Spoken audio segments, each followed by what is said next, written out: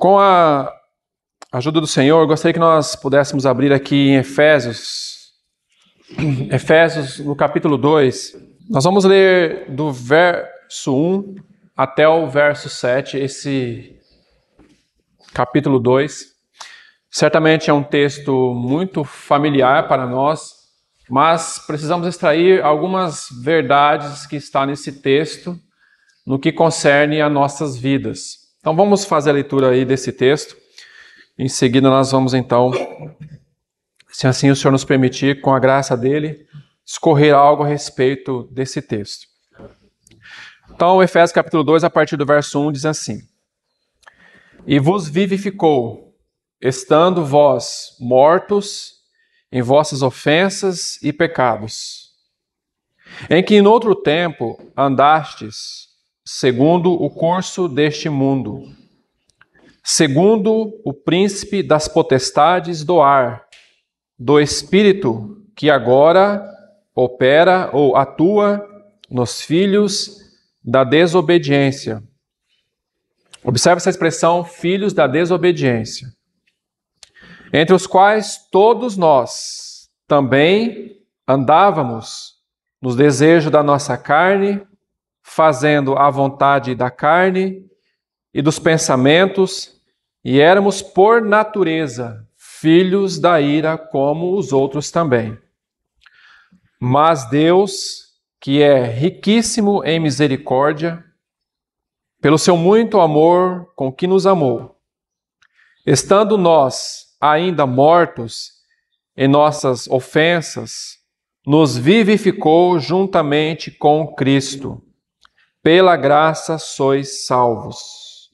E nos ressuscitou juntamente com Ele, com Cristo, e nos fez assentar nos lugares celestiais em Cristo Jesus, para mostrar nos séculos vindouros as abundantes riquezas da sua graça, pela sua bondade para conosco em Cristo Jesus. Amém?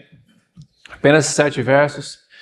E nós vamos fazer aqui duas divisões neste aspecto, do verso 1 ao verso 7. E nós vamos falar, irmãos, aqui um pouco sobre a nossa mudança de natureza. Ou seja, de filhos da ira para filhos da graça. Nós fomos mudados de natureza. Aqueles que nasceram de novo, eles mudaram de natureza. Eles eram filhos da desobediência. Ou seja, filhos da desobediência é a mesma coisa que filhos de Belial.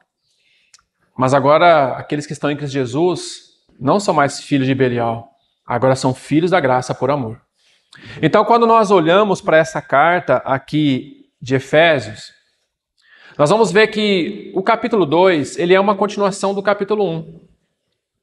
O que nós devemos ver aqui no capítulo 1 é sobre o plano de Deus. Não é nosso foco aqui a questão do capítulo 1, porque nós, quando olhamos para o capítulo 1, os irmãos vão ver que em cada versículo daquele, e aí, se não me falha a memória, até o versículo 22, sempre vai haver algo a respeito daquilo que Deus, na eternidade, fez por nós antes mesmo de nós termos nascido.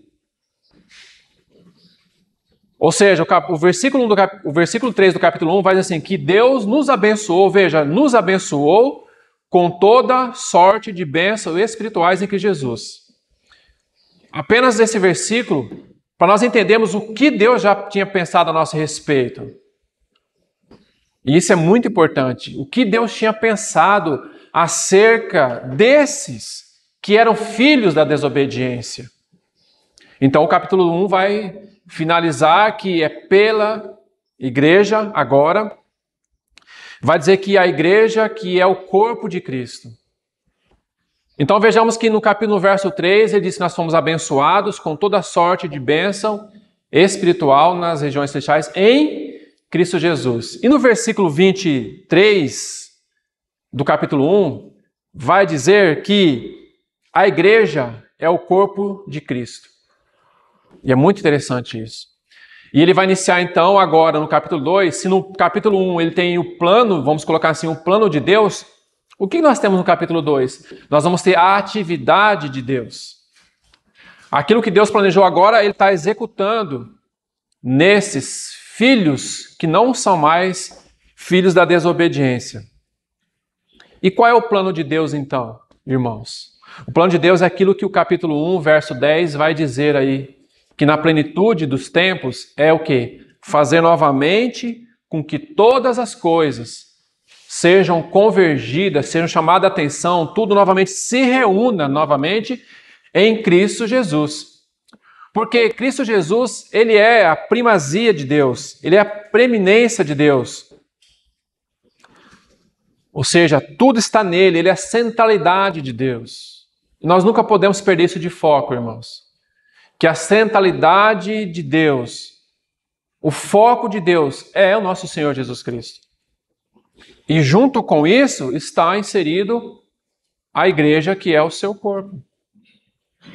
Então, por isso que também Paulo, escrevendo aos Romanos, eu vou apenas citar esse texto, Romanos 11:36 diz: porque dele, por meio dele e para ele são todas as coisas. A ele, pois, a glória eternamente. Amém.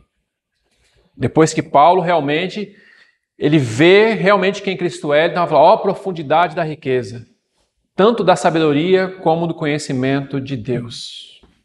Porque realmente é algo estupendo quando nós pensamos e quando nós meditamos na pessoa de Cristo e como Deus, o Pai, na plenitude dos tempos, vai fazer com que tudo isso que está desarranjado após a queda de Adão, no Jardim do Éden, tudo isso vai novamente voltar à normalidade, para aquilo que Deus já tinha planejado antes de todas as coisas. Então o Filho é o centro de todas as coisas. Sabe o que 1 Coríntios, capítulo 8, verso 6 diz? Todavia, para nós há um só Deus, o Pai, de quem são todas as coisas e para quem existimos. Observe essa expressão. Para quem existimos. E um só Senhor, Jesus Cristo, pelo qual são todas as coisas e nós também por Ele. Então nós existimos para Deus. E todas as coisas é para o Senhor Jesus. Então a nossa vida é para o Senhor Jesus. Nós vivemos para Ele. Ou deveria ser essa a nossa verdade em nossas vidas, que nós devemos viver para Cristo. Porque Ele, de fato, morreu por nós, irmãos. Então, quando nós olhamos aqui, e aí nós vamos entrar propriamente dentro do texto agora, quando nós olhamos para o capítulo 2, do verso 1 ao verso 7, nós podemos dividir esses 7 versículos em duas partes. Nós podemos ver que do versículo 1 ao versículo 3 há uma tríade do mal. Qual é a tríade? Vamos colocar aí. O mundo, a carne e o diabo. Mas quando nós olhamos do verso 4 ao verso 6, nós temos outra tríade. E vamos colocar assim, essa tríade como a tríade redentora. Ou seja, a misericórdia, o amor e a graça de Deus. E isso nos leva ao quê? Nos leva a vermos que, baseado nessa tríade, a misericórdia, o amor e a graça de Deus, o que aconteceu então com esses que antes eram filhos da desobediência, filhos da ira? Primeira coisa, irmãos, nós fomos, verso 5, nós fomos vivificados juntamente com Cristo. Nós vamos falar um pouco mais disso, talvez na segunda parte da reunião, que nós fomos vivificados. Segundo aspecto, nós fomos ressuscitados juntamente com Cristo. E o terceiro aspecto, que além de sermos vivificados e ressuscitados juntamente com Cristo, o que o Senhor, nosso Deus e Pai, fez conosco? Ele nos fez assentar nos lugares celestiais em Cristo Jesus. E aí nós temos uma pergunta, onde ou o que esses lugares celestiais? Há uma tradução que diz assim, que é o mais alto céu. Ou é como Paulo, na sua segunda carta aos Coríntios, capítulo 12, verso 2, que ele vai falar assim, que conheço um homem que há 14 anos subiu até o terceiro céu. Se no corpo ou fora do corpo, não sei, mas Deus o sabe. Então, os lugares celestiais, vamos colocar assim, porque eles são divididos em três, mas os lugares celestiais é aonde está a habitação de Deus. Os irmãos conseguem ver aonde que nós fomos colocados? Aonde é a nossa posição? Nós vamos ver isso. Essa nossa posição, a posição que a igreja ocupa, segundo a carta aqui de Efésios, que no capítulo 3, verso 10, vai falar assim, que pela igreja. Por quê, irmãos? Porque a glória de Deus, a manifestação da glória de Deus, não se dará em uma pessoa na sua individualidade. Ou melhor, no seu individualismo. Deus não manifestará toda a sua glória apenas em uma pessoa. É por isso que nós somos um corpo. É por isso que Deus age no seu corpo. É por isso que a vida está no corpo. É por isso que nós somos batizados em um corpo. E o corpo de Cristo. Não em cada um no seu individualismo, mas no corpo, pela igreja. A multiforme sabedoria de Deus será conhecida. E o verso 7 nos diz qual é a finalidade, então, de Deus nos ter feito agora, tirando de filhos da ira, filhos da desobediência. O que o verso 7 vai falar? Para mostrar, ou seja, Deus vai manifestar. O que ele vai manifestar? Nos séculos vindouros, o que ele vai manifestar? As riquezas da sua graça em bondade para conosco em Cristo Jesus. É isso que ele vai mostrar. Para os séculos vindouros. Para esses principados e potestades. Que estão aonde? Segundo o capítulo 6 dessa mesma carta, no verso 12. Nos lugares celestiais. Porque há uma guerra nos lugares celestiais. Mas o que o Senhor mostra aqui então do verso 1 até o verso 3? O que o Senhor está nos mostrando aí é sobre a ira de Deus. E aqui nós vamos nos deter um pouquinho sobre esse aspecto da ira de Deus. Por quê, irmãos? Porque é algo que muitas vezes não se fala muito. Não é tratado sobre a ira de Deus, mas Deus tem a sua ira, a ira justa de Deus. E a ira de Deus significa julgamento. Deus sim exercerá o seu julgamento, a sua ira. Irmãos, nós nunca podemos nos esquecer de onde nós viemos e para aonde nós estamos indo. Por quê? Porque nós não estávamos apenas doentes e feridos. O que o texto diz? Diz que nós estávamos mortos. Essa era a nossa condição. E essa é a condição daqueles que não nasceram de novo. Que não creram ou que não creem no nosso Senhor Jesus. Porque alguns acham que o problema do ser humano é um problema social. Não, o problema social é o contexto. Então vamos melhorar a educação, vamos melhorar a cultura, vamos melhorar a questão da elevação aí, financeiramente falando, vamos melhorar. Mas não é uma questão social. Alguns acham que a questão do ser humano é uma questão do fator psicológico. Não, é o meio que ele vive, ele não consegue se relacionar consigo mesmo. E isso é uma verdade, né? A gente não consegue muitas vezes nos relacionar conosco mesmo. Há uma guerra, a gente briga conosco mesmo, né? Assim, mas de novo, eu estou nessa luta. Mas é uma verdade. Mas o problema do ser humano, né? Ele precisa cultivar a sua autoestima. Né? O ser humano precisa ter sua autoestima muito elevada. Eu não estou dizendo que a nossa autoestima não tem que ter uma elevação, mas não é o foco a questão da autoestima. Porque não basta ter autoestima elevada se você não tem Cristo. Porque lembra-se o que 1 Pedro capítulo 5 vai falar assim, lançando sobre ele toda a vossa ansiedade. Por quê? Porque ele tem cuidado de vós. Lançando sobre ele. Olha, irmãos, se o nosso Jesus, o nosso Senhor, amado Senhor, que foi homem como nós, ser humano como nós, que sofreu como sofreu, padeceu muitas coisas como nós padecemos, e que, Pedro também vai dizer, que ele levou carregou o seu próprio madeiro, a sua própria cruz. Carregou nossos pecados. Os irmãos acham que a ansiedade é algo difícil para o nosso Senhor? Não, irmãos. Pelo contrário. Os irmãos acham que nosso Senhor não teve ansiedade? Como homem, não como Deus? Claro que ele teve ansiedade. Mas tinha um detalhe, irmãos. A ansiedade dele estava debaixo da autoridade do Pai e do Espírito. Porque ele tinha a sua alma totalmente controlada pelo Espírito. E é aí que está o grande problema. Muitas vezes não há, e eu falo aqui com todo cuidado, porque de fato a ansiedade está aí, é uma realidade. Há pessoas que têm crises e crises de ansiedade que são situações complexas, né? Tem pessoas que perdem o ar, tem pessoas que não conseguem falar, tem pessoas que se... É uma realidade, irmãos. Nós não estamos aqui brincando com isso. Não, de maneira alguma. Longe disso, irmãos. Mas acontece que nós, como filhos da graça, amados de Deus, o que nós temos que ver é o que o texto está dizendo, lançando sobre ele toda, não é só uma parte, mas toda a vossa ansiedade.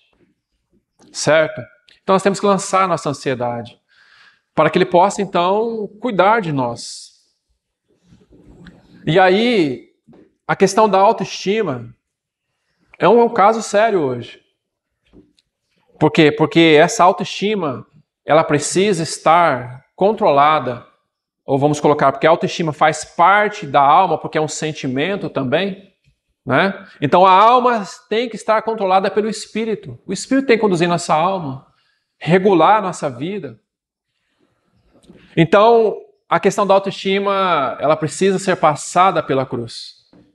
Nós precisamos sim ter autoestima, porque nós somos seres almáticos também. Nós somos constituídos de alma. Nós não somos agora porque nosso espírito foi vivificado, então agora nós somos super espirituais. Nós não temos mais problemas. Não, nós temos problemas.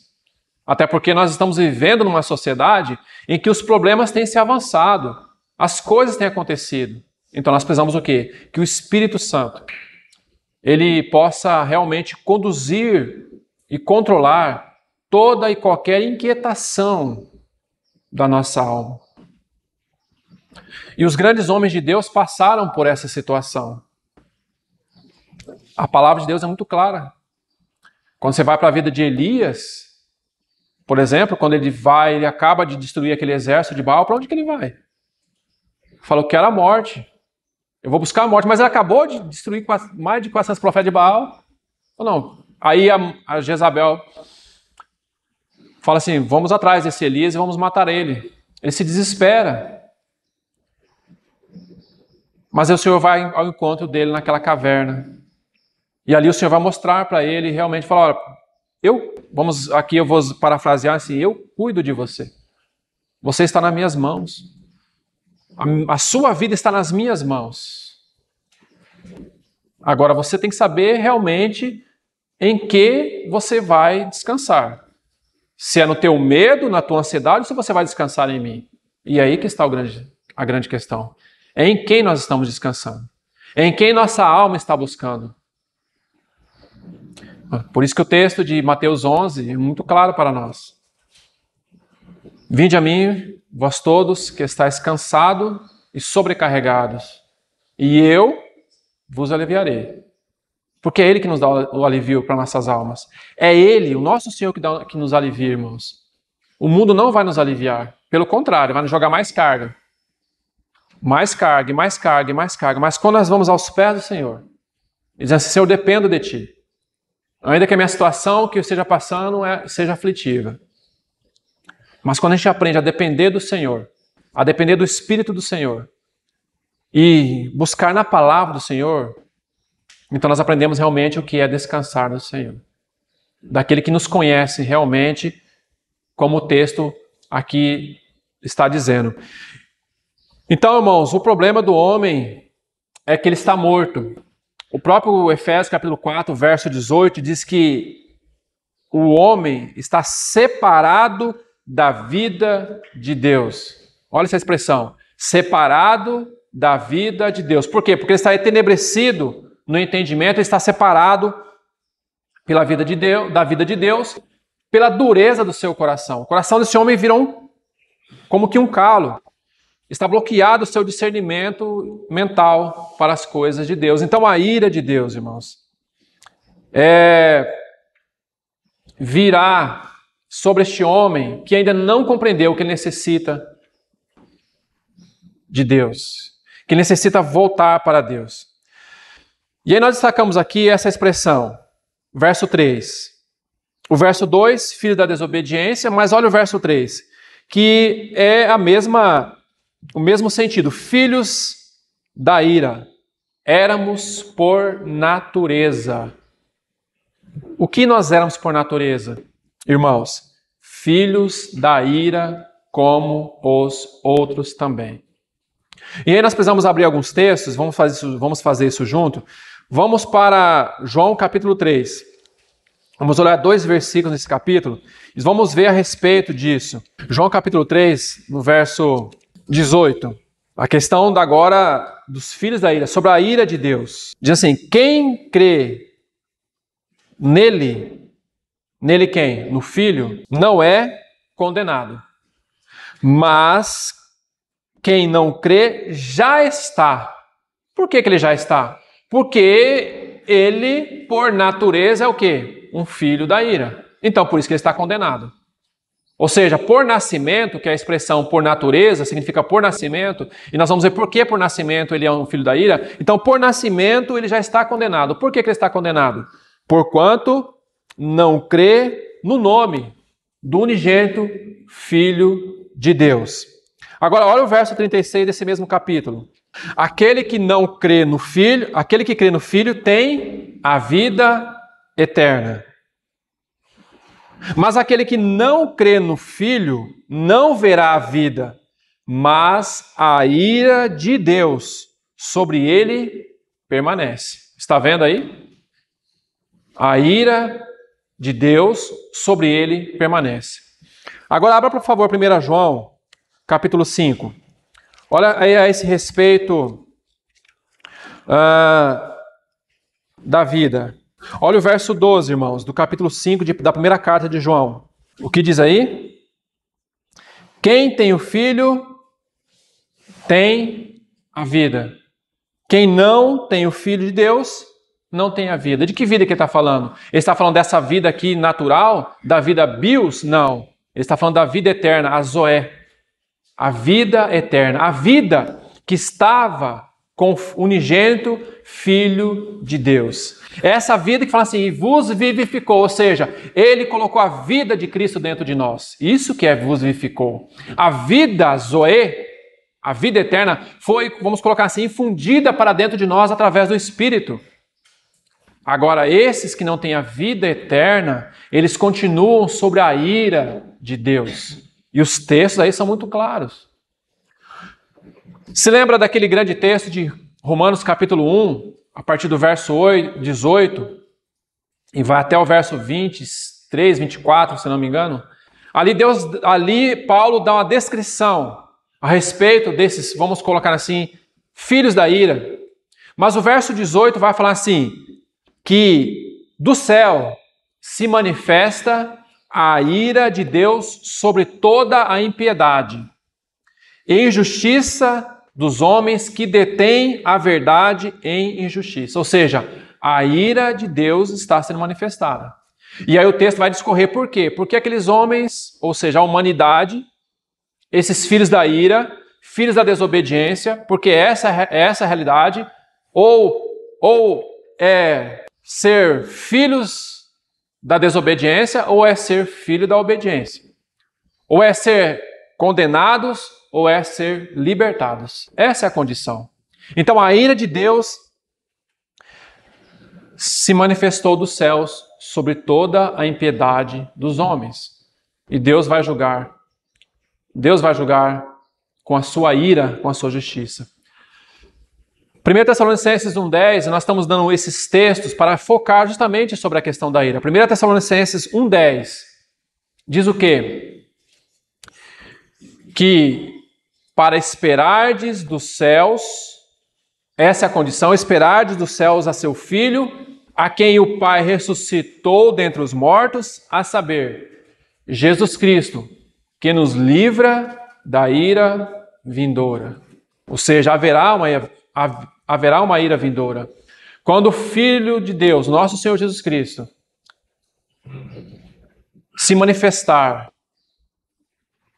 e juntamente com Ele, nós também, aqueles que nasceram de novo, aqueles que creram no Filho de Deus, aqueles que creram no unigênito Filho de Deus, aqueles que receberam o Senhor como Salvador, que não são mais filhos da ira, quando nós também nos manifestarmos juntamente com Ele em glória, o que Deus vai fazer com este mundo? Deus vai executar a sua ira, o seu juízo. É isso que Deus vai fazer, irmãos. Porque o pecado afetou a santidade de Deus. O pecado afetou, vamos colocar, colocou o caráter de Deus em xeque. Mas então Deus vai exercer agora o seu juízo. Então é nessa condição, irmãos, que a humanidade está. E às vezes as pessoas falam assim, mas falar da ira de Deus, parece que quando olhamos para a ira de Deus, olhamos para um Deus bravio, para um Deus nervoso, um Deus irado, daquela forma assim de, vamos colocar numa coisa prática que levanta as cadeiras e joga. Não. A ira de Deus é a outra face do amor de Deus. A ira de Deus é a outra face do amor de Deus. Porque se Deus não nos tivesse amado antes da fundação do mundo, Ele não teria encaminhado, ou não teria nos enviado o seu Filho para nos livrar da ira vindoura. Nós teríamos permanecido, irmãos, em nossos delitos e pecados. Nós não teríamos sido vivificados. E aí realmente nós estaríamos de fato condenados eternamente. Mas sabe, irmão, quando nós olhamos nesse quesito para a ira de Deus, Deus não tem uma ira descontrolada. Não. Deus não é o Deus descontrolado. Deus não é um Deus raivoso. Pelo contrário, Deus é Deus de amor. Se nós realmente sabemos o que é o amor de Deus, nós temos que conhecer a ira de Deus. Porque a ira de Deus é que vai manifestar o seu amor, ou que manifestou o seu amor por toda a humanidade. Agora a questão é, eles creem? Não. Será que não creem? Quando nós olhamos, e aí vamos voltar um pouco aqui, na manifestação da ira de Deus, como julgamento, nós temos que começar no Jardim do Éden. Quando Adão e Eva pecou, o que Deus fez ali? Deus exerceu o seu juízo. O que o Senhor fez? Ele colocou querubins no jardim e colocou uma espada. Ali Deus exerceu o seu juízo. O seu julgamento veio sobre o homem. E quando nós olhamos para Sodoma e Gomorra, Deus também exerceu o seu juízo? Sim, exerceu o seu juízo. A mesma coisa, irmãos, o Senhor, olhando para o dilúvio, Deus não exerceu o seu juízo, por quê? Porque a iniquidade do homem chegou a tal ponto que Deus enviou o dilúvio.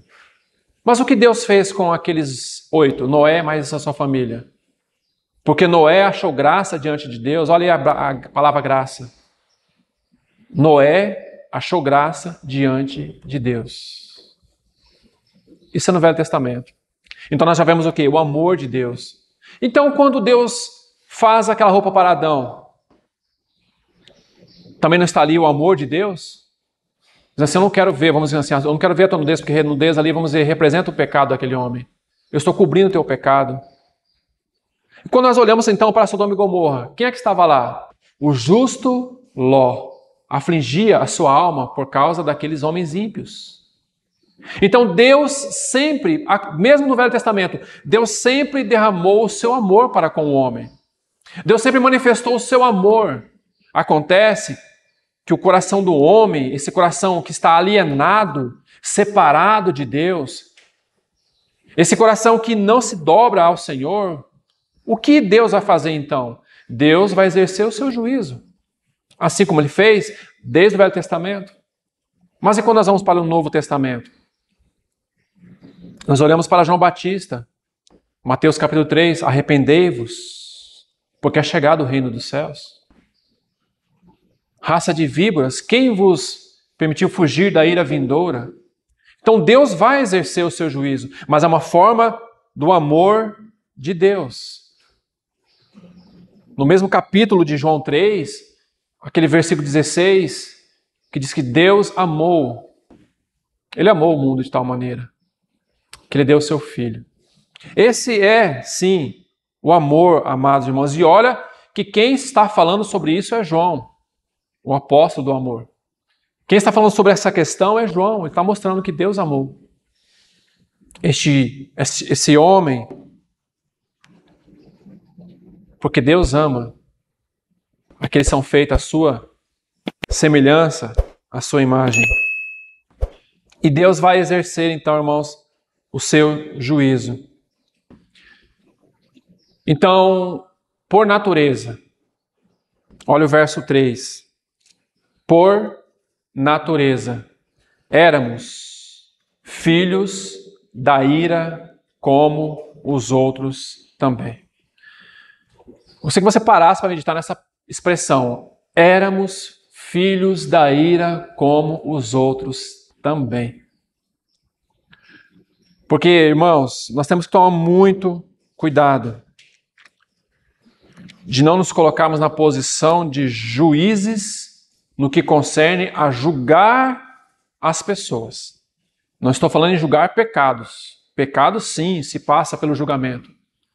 Há pecados que você precisa, sim, julgar pecados. Mas muitas vezes há certas questões que nos colocamos na condição de juízes. Se eu fosse igual a ele, eu não faria isso. Mas éramos, irmãos. Olha, não, eu não faria isso. Eu não nasci nessa família, então não faria isso. Matar, imagina matar. Roubar, imagina. Mas éramos. Éramos por natureza, por nascimento. E aí, muitas vezes, quando o Senhor nos salva, o Senhor nos abre os nossos olhos para ver realmente quem nós éramos. E o texto está dizendo, éramos por nascimento, filhos da ira, filhos da desobediência. Compreende, irmãos? Nós éramos filhos, vamos colocar aqui com muito cuidado isso, conforme o Senhor disse para aqueles fariseus ali no Evangelho de João, vocês são filhos do diabo. Mas se nós formos a interpretar à luz do texto aqui, o texto não está dizendo que nós também andávamos nos desejos da nossa carne e dos pensamentos. Não é isso que o texto está dizendo, no versículo 2 aí? Nós andávamos segundo o curso deste mundo, segundo o príncipe da potestade do ar, que agora atua nos filhos da desobediência. Ora, irmãos, se ele estava atuando nos filhos da desobediência, onde nós estávamos antes então? Nós também não éramos filhos da desobediência? Nós também não éramos filhos de Belial? Nós éramos. E por que quando o Senhor então nos salva, o Senhor olha para nós? Nós não aprendemos a olhar com olhar de misericórdia e compaixão pelas outras vidas. E muitas vezes isso acontece no meio do povo de Deus. Irmãos, uma das coisas que nós temos que tomar muito cuidado, e foi a ruína, ou foi a queda de Satanás, o pecado do orgulho e da soberba. Nosso coração precisa ser todo dia sondado pelo Espírito Santo, para que nós não tenhamos orgulho e soberba espiritual. Para que quando algum irmão cai em algum pecado, nós não venhamos a exercer um juízo segundo aquilo que achamos que é o melhor. Porque o Senhor exerceria seu juízo sobre nós, se nós, pela misericórdia de Deus, pela graça de Deus e pelo amor de Deus, não tivéssemos sido alcançados pelo Senhor. Porque nós éramos filhos da ira, irmãos. Nós éramos filhos da desobediência. Quando vemos uma criança, muitas vezes, isso... tá vendo? É um filho do diabo. Olha como ele é tentado. Mas nós não éramos assim também, irmãos? Ou não? Será que a Bíblia está dizendo algo errado aqui de nós? Por natureza, havia um Espírito que conduzia a nossa vida. Então, às vezes, nós olhamos para os outros irmãos, mas não olhamos com um olhar de misericórdia. Não olhamos com um olhar de amor, de graça. mas olhamos com um olhar de juízo. E nós precisamos aprender com o Senhor a olhar com misericórdia, a olhar com compaixão. E à medida que nós vamos avançando na maturidade espiritual, é que quanto mais nós avançamos, mais nós nos abaixamos. Mais nós nos tornamos humildes, mais nós nos tornamos mansos, mais nós nos tornamos benignos, porque é assim a vida cristã. E é assim a figura do trigo. À medida que ele vai amadurecendo, o que acontece com ele? Ele vai se quebrando, ele vai se soltando do solo. Então isso é maturidade, irmãos. Isso é maturidade. É crescendo na vida cristã e morrendo para a nossa vida, para que a gente saiba exercer a misericórdia, o amor e a graça de Deus. Porque, irmãos, se o Senhor fosse nos tratar segundo os nossos pecados, nós nem estaríamos aqui mais, nós estaríamos já fulminados. Nós estaríamos fulminados. Então nós temos que aprender a exercer a misericórdia. Baseado naquilo, então, que o Senhor fez conosco. Agora vamos para um texto aqui, Romanos 5, verso 12. Portanto, como por um homem entrou o pecado no mundo, e pelo pecado a morte, assim também a morte passou a todos os homens, por isso que todos pecaram. Então aí está a razão de nós sermos, porque nós somos por natureza filhos da desobediência, ou filhos da ira.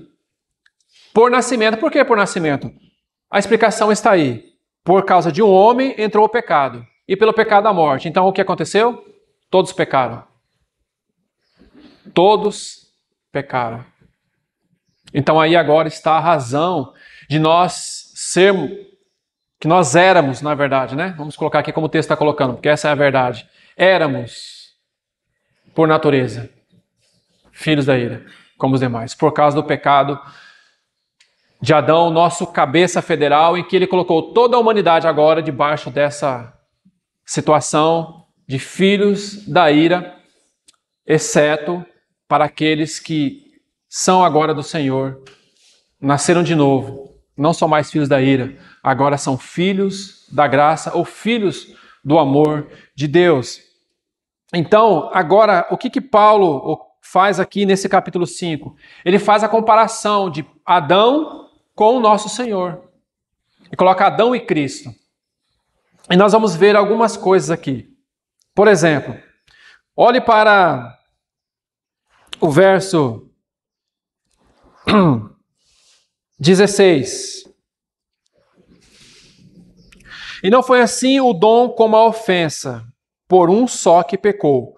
Porque o juízo, veja, o juízo, ou o exercício do juízo de Deus, o juízo ou a ira, veio de uma só ofensa, não foi isso? Não foi só aquele pecado de Adão no jardim do Éden junto com Eva? Na verdade, para a condenação. Mas o dom gratuito veio de muitas ofensas para a justificação. Apenas um ato veio o juízo, mas agora por causa de muitas ofensas. Por causa de muitas ofensas. Porque ele levou sobre si os nossos pecados. Muitas ofensas, o que aconteceu? Veio a justificação. Porque se pela ofensa de um a morte reinou por esse, ou seja, por Adão, muito mais os que recebem a abundância da graça e o dom da justiça reinarão em vida por um só, Jesus Cristo. Pois assim como por um só ofensa veio o juízo sobre todos os homens para a condenação, assim também por um só ato de justiça veio a graça sobre todos os homens para a justificação de vida. Está vendo, irmãos? Está vendo o que o texto está dizendo para nós? Que por causa de uma ofensa, a humanidade se tornou filhos da ira. A humanidade está sob juízo por causa daquilo que Adão fez.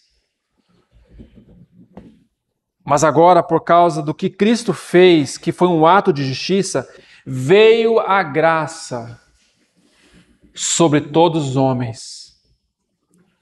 Para quê? Para quê, irmãos? Para a justificação de vida. Justificação de vida. Nós andávamos segundo o curso deste mundo. Nós estávamos alheios à vida de Deus. E um dia o Senhor olhou para nós, irmãos. Na sua infinita misericórdia.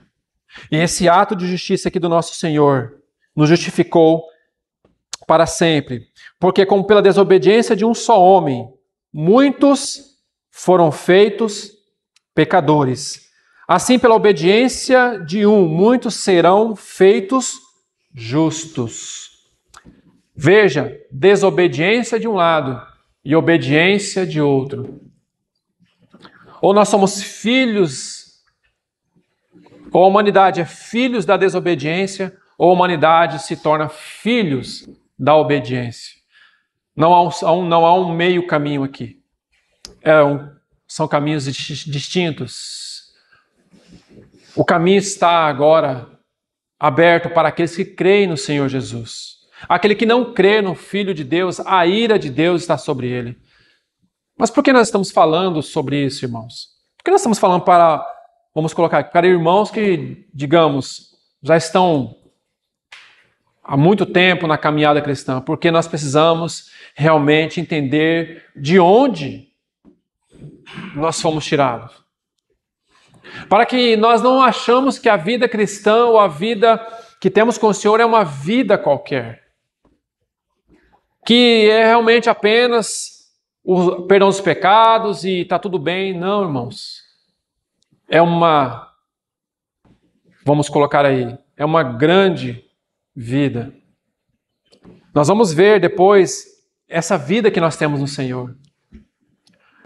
Mas, irmãos, se nós realmente soubéssemos e entendêssemos o que é essa vida que está em nós e que nós estamos caminhando para a manifestação desta vida em breve, há muitas coisas em nossas vidas que nós mudaríamos ainda nesse tempo que nos resta aqui. Muitas atitudes nossas, muitas condutas nossas, e principalmente no que concerne à vida do corpo de Cristo. Quando nós falamos da vida que está em nós, a vida que corre em nós e entre nós, o serviço ao corpo seria um serviço adequado, seria um serviço de amor, seria um serviço realmente ao Senhor primeiro. Seria realmente entendermos que é necessário nós mantermos a unidade do Espírito, de perseverarmos e buscarmos essa unidade do Espírito. Quando nós entendemos que a vida de Cristo está em nós, irmãos, a nossa vida realmente se tornaria de uma outra maneira, no que concerne ao serviço a Deus. Nós começaríamos a caminhar junto com os irmãos, baseado nesta vida, a vida de filhos da obediência, a vida de filhos vivificados, a vida de filhos ressuscitados e a vida de filhos que estão assentados nos lugares celestiais em Cristo Jesus. E às vezes nós olhamos para a palavra de Deus e lemos essa porção da palavra de Deus, mas quando vai ser? Será que é quando ele... Não. Nós precisamos entender, e ao ler a palavra de Deus, é o que a palavra está dizendo. Já estamos assentados nos lugares celestiais. Já estamos, irmãos. Nós não seremos assentados, nós já estamos. E toda a nossa vida deveria decorrer dessa posição que nós temos em Cristo Jesus. Ocorre que, às vezes, nós olhamos muito para os nossos problemas. olhamos para a nossa condição, olhamos para as nossas situações particulares, mas nós não olhamos para essa posição que nós temos em Cristo Jesus. Essa posição de filhos da obediência, essa posição de herdeiros, essa posição que nós temos no corpo de Cristo. Eu gostaria de ler um texto com os irmãos aqui de Atos capítulo 4, apenas para nós vermos no que concerne sobre essa questão de como filhos da obediência, a nossa atitude para com o corpo e para com aqueles que professam e estão conosco na caminhada, na jornada cristã. Olha o verso 32 do capítulo 4. E era o coração e a alma da multidão dos que criam. E ninguém dizia que coisa alguma do que possuía era sua própria, mas todas as coisas lhe eram comuns. Mas observe essa expressão. Eram um coração e a alma da multidão dos que criam. Porque quando nós nos tornamos filhos da obediência, pela ação do Espírito Santo em nossas vidas, nos convencendo, nos mostrando a nossa pecaminosidade, nos mostrando as nossas misérias, nos mostrando as nossas mazelas, nos mostrando aquilo que está no nosso coração. Porque, irmãos, quando nós olhamos para esses textos, nós temos que enxergar nossa miséria. Nós temos que enxergar nossa miséria. Nós temos assim, Senhor, por quê? Por que você olhou para, como disse Mefibosete, um cão morto como eu? Por quê, Senhor? Será que nós já paramos para fazer essa pergunta para o Senhor? Por que você olhou para mim, um filho de Belial, um filho da ira? Por que você olhou para mim? Por que você olhou para mim com tanta graça, com tanto amor, com tanta misericórdia? Se nós realmente, irmãos, olhássemos e fizéssemos essas perguntas ao Senhor, tenho para mim que a nossa vida como igreja avançaria e muito. Avançaria e muito. No que concerne ao cuidado, no que concerne ao entendimento de um para com os outros. Porque quando nós enxergamos a nossa miséria, enxergamos a luz da palavra de Deus. Porque por nós mesmos, nós não vamos enxergar a nossa miséria, pelo contrário. Nós vamos, nossa, como eu sou bom. Olha como eu sou bom. Eu não tenho nenhuma imperfeição. Tudo que eu faço é muito bom, né? Olha como eu realmente sou importantíssimo no corpo de Cristo. A ponto de, se eu faltar, a igreja vai parar. Como se tudo dependesse da gente. E na verdade não depende nada de nós. Depende tudo dele. Depende tudo dele, irmãos. O problema é que nós muitas vezes nos comportamos como ainda se estivéssemos ainda naquela condição anterior de filhos da desobediência. Mas nós não somos mais filhos da desobediência, irmãos. Nós somos agora filhos da obediência. Porque aquele que foi obediente até a morte, e morte de cruz, nos conduziu para essa verdade. De filhos da obediência. Então, o que deveria haver em nós? Baseado nesse texto aqui de Atos 4:32. Deveria haver em nós, como filhos da obediência, um só coração e uma só alma, para que tudo entre nós fosse comum. Para que tudo entre nós fosse comum. E muitas vezes, em vez de nós darmos um espeto, nós pudéssemos dar uma rosa a cada um dos irmãos. Mas às vezes nós estamos querendo dar um espeto. Mas não é assim que nós deveríamos proceder. Porque não foi assim que o Senhor procedeu conosco. Nós deveríamos realmente entender esse texto aqui.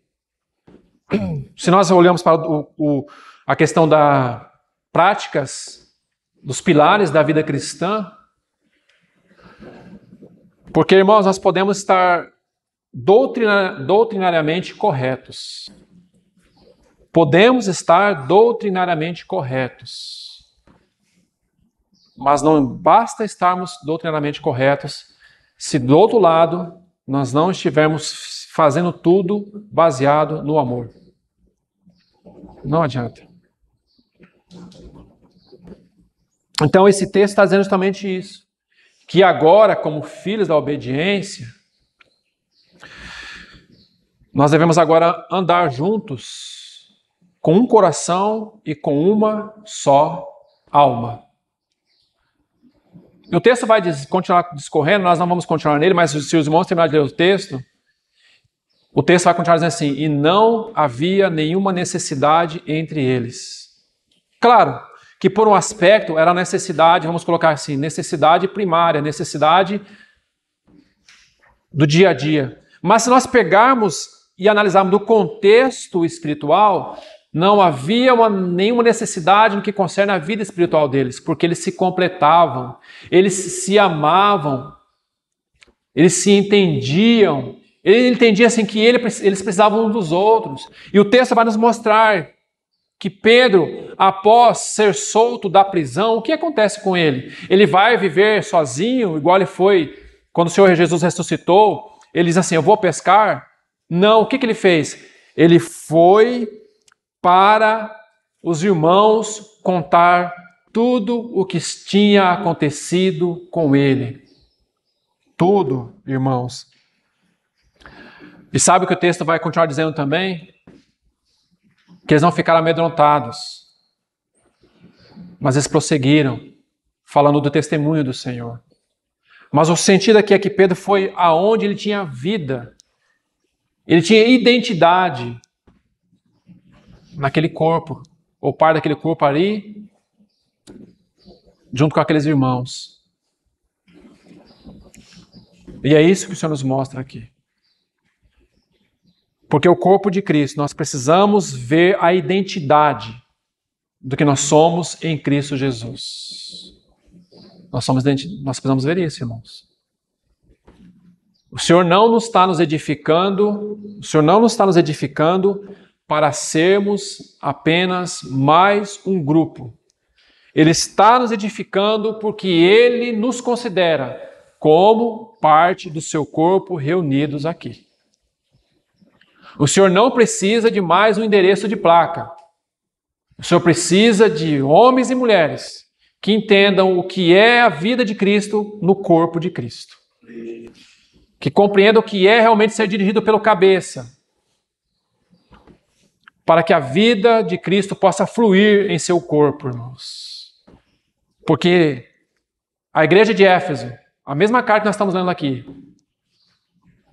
João vai falar, escrevendo ao Apocalipse, o Senhor falando através de João, que aquela igreja, que essa mesma igreja tinha obra, tinha doutrina, tinha tudo.